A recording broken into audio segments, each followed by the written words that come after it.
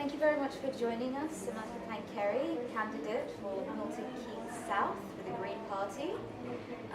First-time candidate, one of two females running for MK South. How does it feel?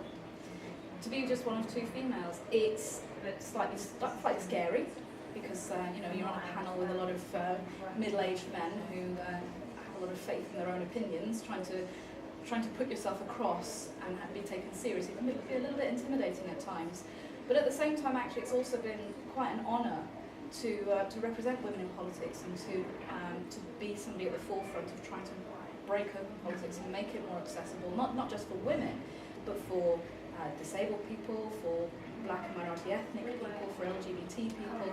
There's this wall that I think stops people getting involved or engaged with politics. So being part of something that's trying to break that open is just fantastic. I love it. How has the atmosphere been here at the count, at the Green Party table? A little bit tense at times. Obviously the thing that we've been worried about most is Caroline Lucas keeping her seat in Brighton. From everything that we've seen coming in, all the results from around the country so far, our vote share is increasing. We haven't announced any seats that we've won yet, but we will. I don't doubt it for a moment. So yeah, a little bit tense, a little bit anxious. Everybody's tired, but really excited at the same time. So we'll have to wait to see what happens when the caffeine runs out.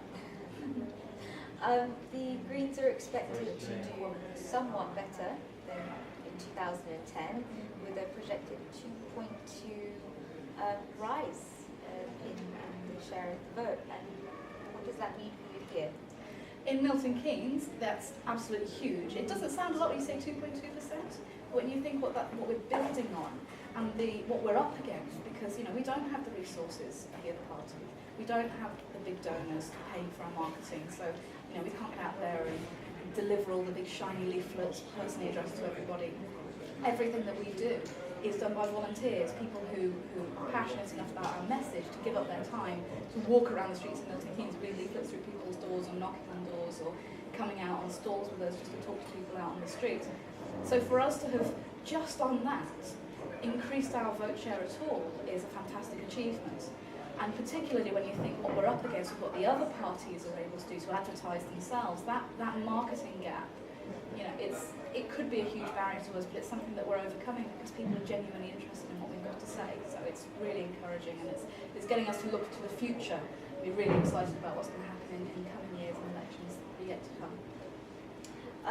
Do you feel that the Greens, particularly in this election, are being taken seriously as a party? Absolutely. I really do. You're always going to get people who are going to dismiss any party's policies or and do it in a particularly hostile way, and we're no exception to that.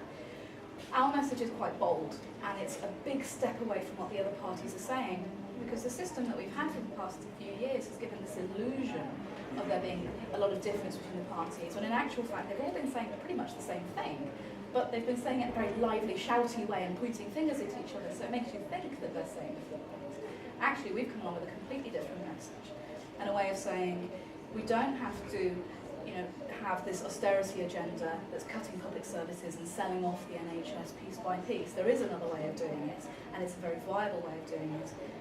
Getting people to have the courage to vote for it is the next step. But absolutely, people are looking at us and saying, you know what, your message makes sense, your manifesto makes sense, and I quite like it. So the next bit is joining that up and turning that into votes, which we will do. Thank you very much, Samantha Pancheri.